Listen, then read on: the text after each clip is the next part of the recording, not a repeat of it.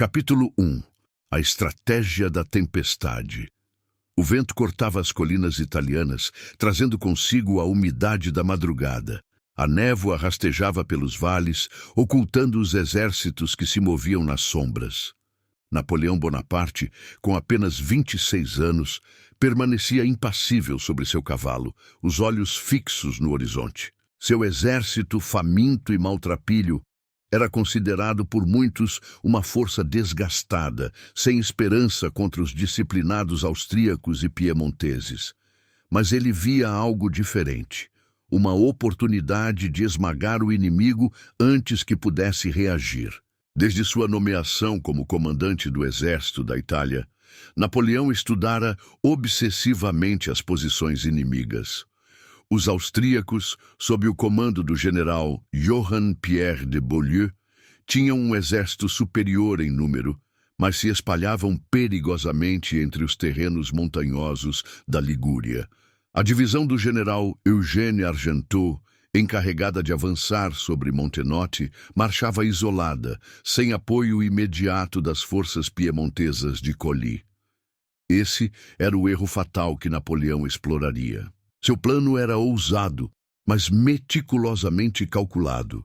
Ele enviaria o general André Massena para atacar os austríacos de frente, forçando-os a uma luta desesperada.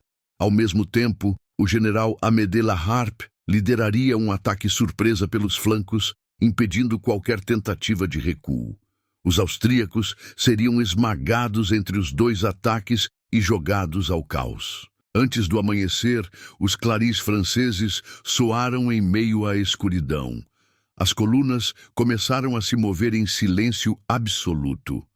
Os soldados marchavam em formação cerrada, a umidade tornando seus mosquetes pesados e as botas afundando na terra úmida.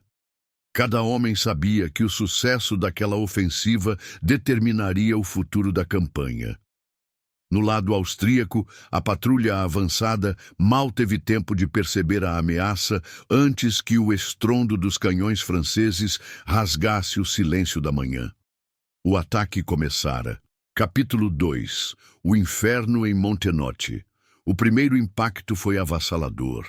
Os canhões franceses cuspiram chamas e ferro, desmantelando as posições avançadas austríacas.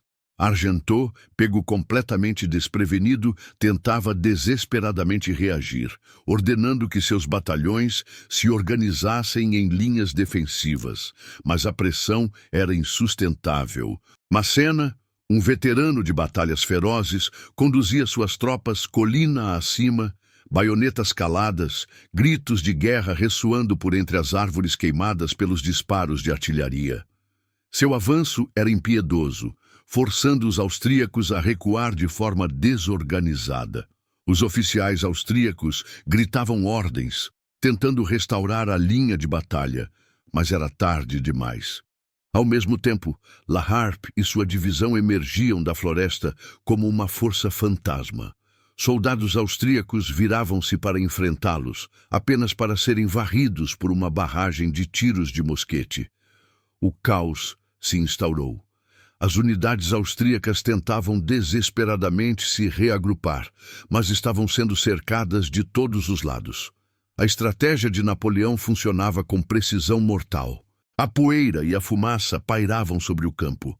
O barulho ensurdecedor de tiros, explosões e o choque de aço contra aço tornavam impossível qualquer comunicação clara. Homens caíam, outros avançavam sobre os corpos dos companheiros, baionetas perfurando carne, espadas abrindo gargantas. O combate corpo a corpo era brutal, um turbilhão de sangue e pânico. Argenteau, percebendo o desastre iminente, ordenou uma retirada em direção a Dego. Mas a fuga era quase impossível. Os franceses já haviam tomado as passagens estratégicas e os soldados austríacos que tentavam escapar eram perseguidos sem piedade. A batalha já estava decidida. Capítulo 3. A forja do destino. Ao meio-dia, os últimos resistentes austríacos eram caçados entre as colinas. Muitos tentavam escapar pelo terreno rochoso, mas os mosquetes franceses disparavam com precisão, derrubando fileiras inteiras de homens em fuga. Os poucos que conseguiam alcançar a estrada para Dego corriam aterrorizados, sem organização, sem esperança de retomar a batalha. Montado em seu cavalo, Napoleão observava a carnificina abaixo. Ele não sorriu, nem demonstrou emoção. Apenas absorvia cada detalhe do campo de batalha. Para ele, essa vitória era mais do que apenas um triunfo militar. Era a afirmação de sua genialidade tática. Ele havia pegado um exército desmoralizado e o transformado em uma força imbatível, capaz de derrotar um inimigo mais experiente e melhor equipado. À medida que o sol se punha sobre Montenotte, os acampamentos franceses se erguiam entre os destroços do combate. O cheiro de pólvora e sangue ainda pairava no ar. Feridos gemiam enquanto eram atendidos nos improvisados hospitais de campanha. Os mortos, de ambos os lados, jaziam espalhados pelo campo, esperando pelo amanhecer para serem enterrados. A vitória em Montenotte mudou o curso da campanha da Itália. Napoleão provou ser um líder formidável, e sua ascensão como estrategista militar se tornava cada vez mais evidente.